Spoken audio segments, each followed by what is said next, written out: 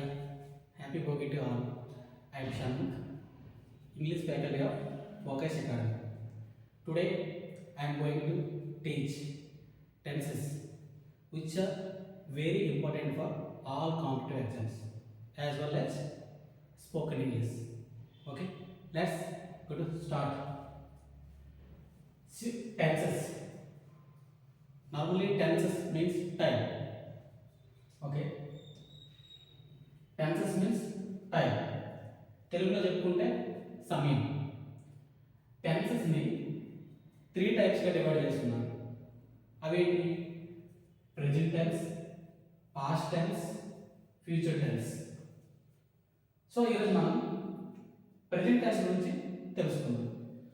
Okay, present tense. Present tense అనేది ఒక main tense, అలానే పాస్ట్ టెన్స్ అనేది ఒక మెయిన్ టెన్స్, అలానే ఫ్యూచర్ టెన్స్ అనేది మెయిన్ టెన్స్. ఈ ప్రెజెంట్ టెన్స్ ని ఫర్దర్ గా 4 సబ్ టెన్సెస్ గా డివైడ్ చేస్తున్నారు. 4 సబ్ టెన్సెస్ గా డివైడ్ చేస్తున్నారు. In the same way past కూడా 4 సబ్ టెన్సెస్ గా డివైడ్ చేస్తున్నారు. ఫ్యూచర్ టెన్స్ కూడా 4 సబ్ టెన్సెస్ గా డివైడ్ చేస్తున్నారు. టోటల్ గా 12 సబ్ టెన్సెస్ ఉంటాయి. సో ఈ రోజు మనం ప్రెజెంట్ టెన్స్ లో 4 సబ్ టెన్సెస్ ఏంటి?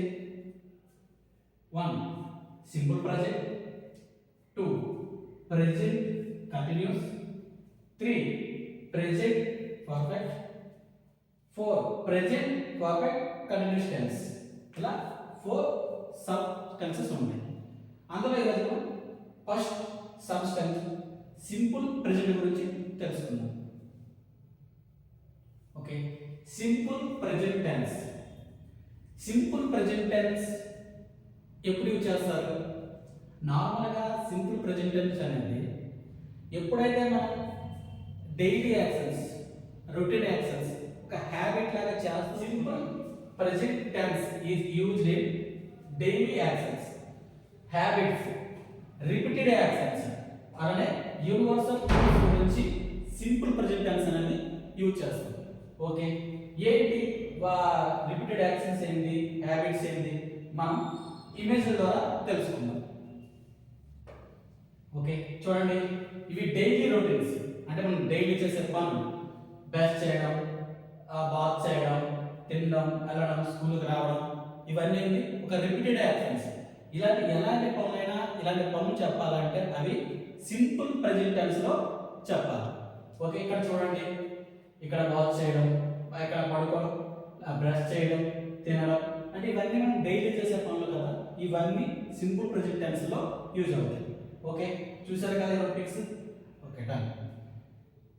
చూడండి, సింపుల్ ప్రెజెంట్ టెన్స్ కి ఫర్దర్ గా 2 టెన్సెస్ గా డివైడ్ చేస్తున్నాం. ఒకటి ఏంటి?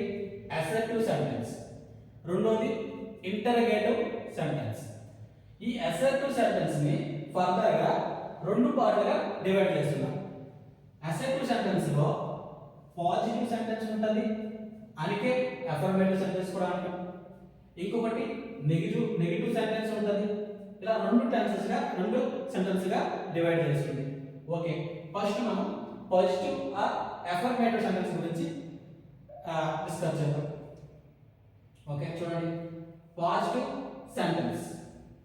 నార్మల్గా మనం ఏదైనా ఒక సెంటెన్స్, పాజిటివ్ సెంటెన్స్ తయారు చేయాలంటే అందులో ఖచ్చితంగా సబ్జెక్ట్ ఏమొస్తుంది, మెయిన్ వర్బ్ ఏమొస్తుంది, ఎల్పి వర్బ్ ఏమొస్తుంది అని తెలుసుకోవాలి. అంతో పాటు స్ట్రక్చర్ అనేది తయారు చేసుకోవాలి. With the help of the structure మనం సెంటెన్స్ అనేది తయారు చేస్తాం. లైక్ సింపుల్ ఎగ్జాంపుల్ ఏంటి? ఇప్పుడు మ్యాథమెటిక్స్ ఉంటుంది. మ్యాథమెటిక్స్ లో ఫార్ములాలు ఉంటాయి. మనం ఫార్ములా బేస్ చేసుకొని క్వశ్చన్ సాల్వ్ చేస్తాం. ఇక్కడ కూడా ఒక సెంటెన్స్ తయారు చేయాలంటే దానికి ఒక స్ట్రక్చర్ ఉంటుంది. ఓకే, చూడండి, మెయిన్ వర్బ్ ఏముంటుందంటే V1 or V1 plus SRES. ఇది మెయిన్ వర్బ్స్ అంటే ఏంటి? నార్మల్గా నథింగ్ బట్ వెర్బ్ అంటే యాక్షన్, ఒక పనిని సూచిస్తుంది. అంటే ఒక పని అంత జరిగింది అంటే ఏదైనా జరిగిన పని గురించి మాట్లాడుతున్నామా, లేదా ప్రెజెంట్ పని గురించి మాట్లాడతామా, లేదా ఫ్యూచర్ లో జరగబోయే పని గురించి మాట్లాడాలంటే మనం with the help of the main verb మనం అది చెప్పగలం. సో మెయిన్ వర్బ్స్ అనేవి 4 టైప్స్ ఉంటాయి. ఏంటవి చూద్దాం. చూడండి, this is verb. Okay, verb ని 4 పార్ట్స్ గా డివైడ్ చేస్తున్నారు. ఒకటి ఏంటి V1, రెండోది V2, third one V3, fourth one V4. Verb 1, verb 2, verb 3, verb 4 గా డివైడ్ చేస్తున్నాం. ఈ 4 రకాల వెర్బ్స్ తో మనము పని ఏమాత్రం పని జరిగింది, ఆల్రెడీ జరిగిపోయిందా, జరుగుతుందా, జరగబోతుందా అది తెలుసుకున్నాం. నార్మల్గా ఒక ఎగ్జాంపుల్ తీసుకున్నాం. V1 అంటే ఏంటి, V2 అంటే, V3 అంటే, V4 ఒక ఎగ్జాంపుల్ తీసుకున్నాం. సపోజ్ గో అని ఉంది. ఓకే, గో అని ఉంది. గో అనేది V1. ఓకే, దీనికి V2 ఏమవుతుంది, V2 వెంట అవుతుంది, V2 వెంట అవుతుంది. అని మరి V3 ఏమవుతుంది, V3 గాన్ అవుతుంది. ఓకే, మరి V4 ఏమవుతుంది, V4 గో ఇంగ్ అవుతుంది. చూడండి, గో, వెన్, గా, గోయింగ్. నార్మల్గా గో అనేది సింపుల్ టర్మ్స్కి యూజ్ చేస్తాం. అది పాస్ట్ అవని, ఫ్యూచర్ అవని, రెండిట్లో ప్రెజెంట్ అవని అందరూ మనం గో అనేది యూజ్ చేస్తాం. బట్ సింపుల్ పాస్ట్ టెన్స్లో V2 యూజ్ చేస్తాం. ఓకే, అలాగే ఎన్నైతే పర్ఫెక్ట్ టెన్స్ ఉంటాయో అది ప్రెజెంట్ అవని, పాస్ట్ అవని, ఫ్యూచర్ అవని అందులో V3 యూజ్ చేస్తాం. అలానే కంటిన్యూస్ టెన్స్లు ఉంటాయి, అది పాస్ట్ అవని, ఫ్యూచర్ అవని, ప్రెజెంట్ అవని అందులో మనం V4 యూజ్ చేస్తాం, గోయింగ్ అనేది. ఇలా మనం 4 రకాల వెర్బ్స్ ఉంటాయి. ఈ వెర్బ్స్ తో మనం టెన్స్ అనేవి నేర్చుకుంటాం. ఓకే, ఇప్పుడు వెళ్దాం. చూడండి, మెయిన్ వెర్బ్ ఏంటి, V1 అంటే ఇక్కడ చూడండి గో ఉంది అంటే నార్మల్గా V1 వస్తుంది. లేదా V1 కి S or ES యాడ్ చేసి వస్తుంది. ఇదేంటి సార్, ఇదేంటంటే అకార్డింగ్ టు సబ్జెక్ట్ కానీ సింగులర్ ఉంటే V1 కి S or ES వస్తుంది. సబ్జెక్ట్ కానీ ప్లూరల్ ఉంటే ఓన్లీ V1 వస్తుంది. మరి ఇక్కడ సబ్జెక్ట్స్ ఏంటి సార్, సబ్జెక్ట్స్ గురించి ఒకసారి నేర్చుకోండి. చూడండి,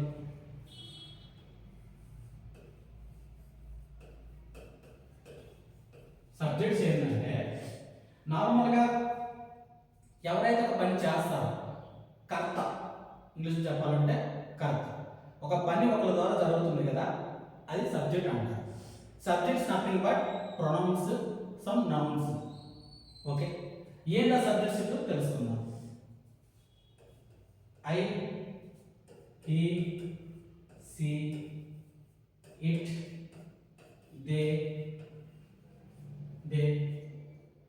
తర్వాత వి, ఇవన్నీ నార్మల్గా సబ్జెక్ట్స్. ఓకే, టోటల్ ఎన్ని ఉంటాయి, 7 ఉన్నాయి కదా. 1 2 3 4 5 6. ఇంకోటి ఏంటి sir, you. Okay, these are the subjects. According to subject verbs అనేవి వస్తాయి. చెప్పాను కదా. ఇక్కడ చూడండి, సబ్జెక్ట్ సింగులర్ అయితే V1 ప్లస్ SRS వస్తుంది. సబ్జెక్ట్ కానీ ప్లూరల్ అయితే ఓన్లీ V1 వస్తుంది. ఇక్కడ ఏ సింగులర్ ఏ ప్లూరల్ తెలుసుకున్నాం. చూడండి, ఐ అనేది one person, but according to English grammar ఐని ప్లూరల్ గా ట్రీట్ చేస్తాం. సో ఇది ప్లూరల్ రాసుకున్నాం, దిస్ ఇస్ ప్లూరల్. ఈ అనేది ఏంటి, అతను అంటే ఒకటి కదా, అతను. సో ఇదేంటి సింగులర్. సి అంటే ఆమె కూడా ఒకటే కదా, సో ఇది కూడా సింగులర్. ఇట్ అంటే నార్మల్గా వస్తువులు చెప్తాం, ఇట్ కూడా ఒక సింగులర్. దే అంటే వాళ్ళు అంటే ఒకటి కన్నా ఎక్కువ కాబట్టి అది ప్లూరల్ గా ట్రీట్ చేస్తాం. వి అనేది మనం అంటే ఒకటి కన్నా ఎక్కువ కదా, సో వి అంటే అది కూడా ప్లూరల్. యు అనేది నువ్వు, కానీ అకార్డింగ్ టు గ్రామర్ లో యుని కూడా ప్లూరల్ గా ట్రీట్ చేస్తాం. ఓకే, సో మీకు అర్థమైంది కదా సబ్జెక్ట్స్ అంటే ఏంటి, ఏ సబ్జెక్ట్ సింగులర్ ఏ సబ్జెక్ట్ ప్లూరల్ అర్థమైంది కదా. ఇప్పుడు మెయిన్ టాపిక్ వెళ్దాం. ఓకే, చూడండి, ఇక్కడ main verb V1 or V1 plus S or S వస్తుంది according to subject. Okay, next helping verb. ఈ అసెర్టివ్ పాజిటివ్ సెంటెన్స్ లో ఎల్పి వెర్బ్ ని యూజ్ అవ్వదు. బట్ ఎల్పి వెర్బ్ యొక్క యూజ్ ఏంటి? నార్మల్ గా with the help of the LP verb we can find the tense. There are 12 tenses కదా. 12 tenses లో ఏ tense లో ఉన్నాం, ప్రెజెంట్ లో ఉన్నామా, పాస్ట్ లో ఉన్నామా, ఫ్యూచర్ లో ఉన్నామా అది తెలియడానికి మనం ఎల్పి వెర్బ్స్ ని యూజ్ చేస్తాం. ఇక్కడ అసెర్టివ్ పాజిటివ్ సెంటెన్స్ కూడా ఎల్పి వెర్బ్ యూజ్ అవ్వదు. సో ఓకే, మనకి మెయిన్ వెర్బ్ తెలిసింది, ఎల్పి వెర్బ్ తెలిసింది. ఇప్పుడు స్ట్రక్చర్ ఏంటో చూద్దాం. ఏదైనా ఒక సెంటెన్స్ తయారు చేయాలంటే if you make one sentence మనం ఖచ్చితంగా సబ్జెక్ట్తో స్టార్ట్ చేయాలి. అసెర్టివ్ పాజిటివ్గా సబ్జెక్ట్ అంటే చేసేవాడు కదా, ఏదైనా ఒక పని చేసేవాడు మెయిన్ ఉండాలి కదా. కాబట్టి సబ్జెక్ట్, తర్వాత మెయిన్ వర్బ్ ఉండాలి, తర్వాత ఆబ్జెక్ట్, ఏం చేయాలనుకుంటున్నామో అది ఉండాలి. మనం ఆల్రెడీ చెప్పాను ఈ పాజిటివ్ సెంటెన్స్ కూడా ఎల్పి వెర్బ్ రాదు. కాబట్టి స్ట్రక్చర్ ఏంటి? Subject, main verb, object. Okay, ఇప్పుడు మనం స్ట్రక్చర్ తెలుసుకున్నాం కదా. నెక్స్ట్ నుంచి చూద్దాం. చూడండి ఎగ్జాంపుల్స్. ఓకే, ఇప్పుడు వరకు మనం మెయిన్ వర్బ్ ఏమొస్తుంది, ఎల్పి వెర్బ్ ఏమొస్తుంది, స్ట్రక్చర్ ఏంటి. ఓకే, మనం ఏదైనా ఒక సెంటెన్స్ తయారు చేయాలంటే స్ట్రక్చర్ని యూజ్ చేసుకోవాలి. సో చూడండి ఎగ్జాంపుల్స్.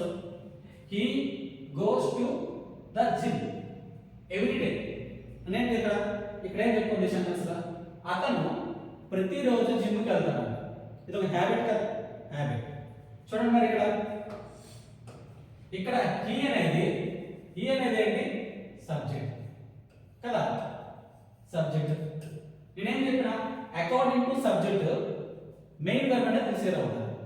ఇక్కడ సబ్జెక్ట్ అనేది హీ సింగులర్ కాబట్టి ఇక్కడ గో అనేది V1. ఓకే, గో అనేది V1.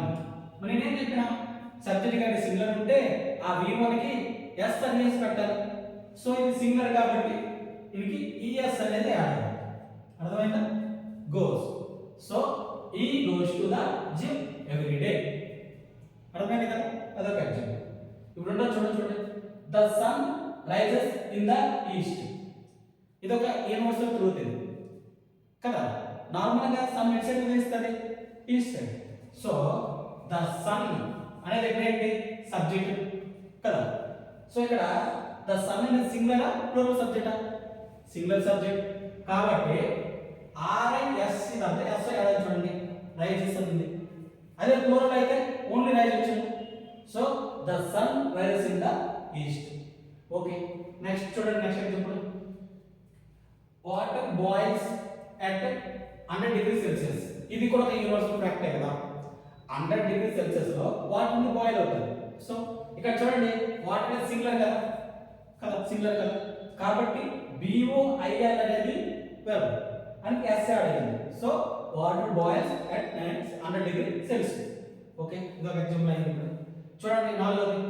she reads books before bed every Sunday. అంటే ఏమైంది? ఆమె ఒక బుక్స్ చదివే అలవాటు అయితే ఉంది. ఇప్పుడు అంటే మనం నార్మల్గా పడుకుని వెళ్తాం కదా, పడుకునే ముందర ఆమెకి చదివే అలవాటు ఉంది. ఎప్పుడు అది? ఎవ్రీ సండే అండి. ప్రతి సండే ఆమెకి పడుకునే ముందర చదివే అలవాటు ఉంది. సో ఇక్కడ చూడండి సబ్జెక్ట్ ఏంటి? ఇక్కడ సి, సబ్జెక్ట్ సి. సో ఇక్కడ subject singular plural? Subject singular కాబట్టి ఇక్కడ రీడ్ అనేది V1. చూడండి, read READ, this is V1. But మనం ఏం చెప్పాం? సబ్జెక్ట్ గారి సింగులర్ ఉంటే ఆ రీడ్ కి ఎస్ అయినా ఎస్ అయినా అడాలి. సో సింగులర్ కాబట్టి ఎస్ అడాలి, రీడ్స్. అర్థం కదా. సబ్జెక్ట్ ఇక్కడ సింగులర్ ఉంది, సబ్జెక్ట్ ఇక్కడ సింగులర్ ఉంది కాబట్టి మెయిన్ వర్బ్ కి ఎస్ అడాలి. ఓకే, నెక్స్ట్ చూడండి. ద షాప్ అనేది ఇక్కడ subject. So the shop opens at 9 AM every day.